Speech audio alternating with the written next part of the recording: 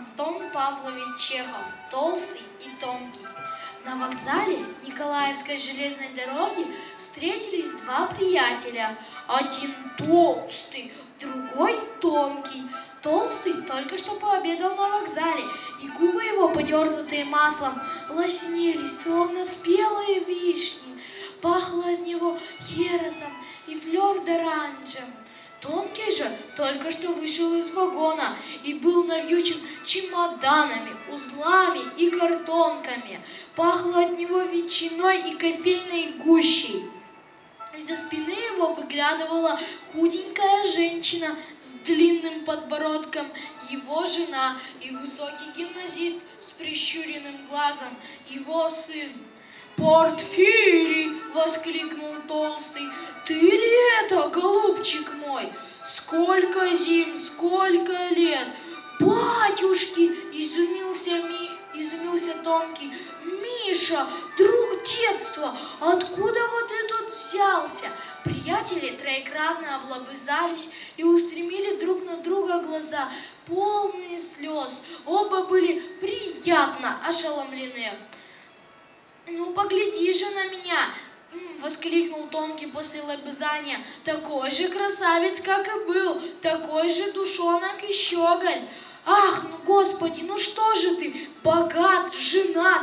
«Я, как видишь, уже женат. Вот моя жена, Луиза, урожденная Ванценбах, лютеранка. А это мой сын Нафанаил, ученик 3-го класса. Это Нафаня, друг моего детства. В гимназии вместе учились».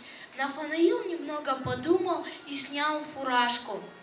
«В гимназии вместе учились», — повторял Тонкий. «Помнишь, как тебя дразнили? Тебя дразнили Геростратом за то, что ты казенную книжку папироской прожег, а меня Эфиальтом за то, что я ябедничать любил.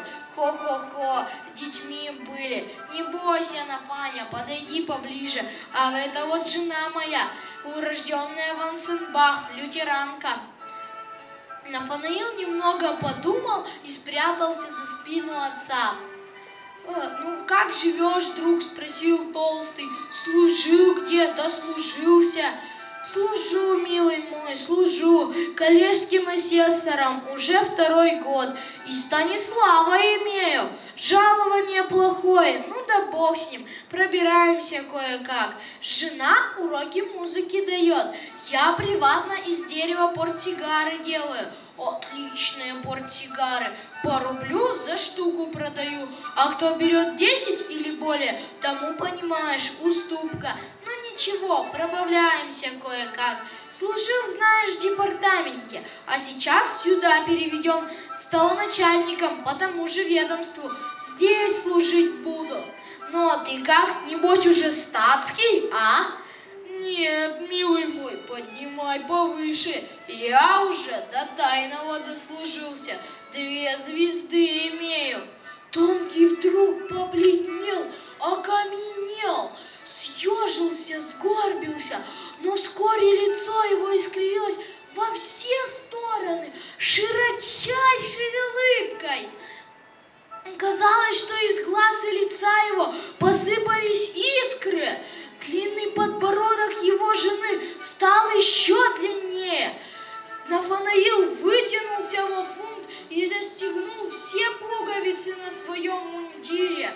«Я, ваше превосходительство, очень приятно. Мы, понимаешь, друг детства и вышли в такие вельможи.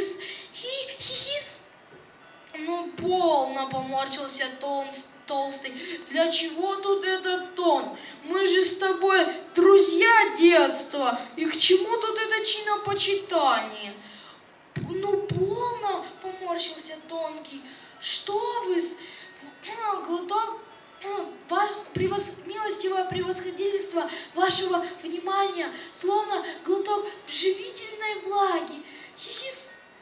Это вот сын мой Нафанаил, жена Луиза, лютеранка некоторым образом».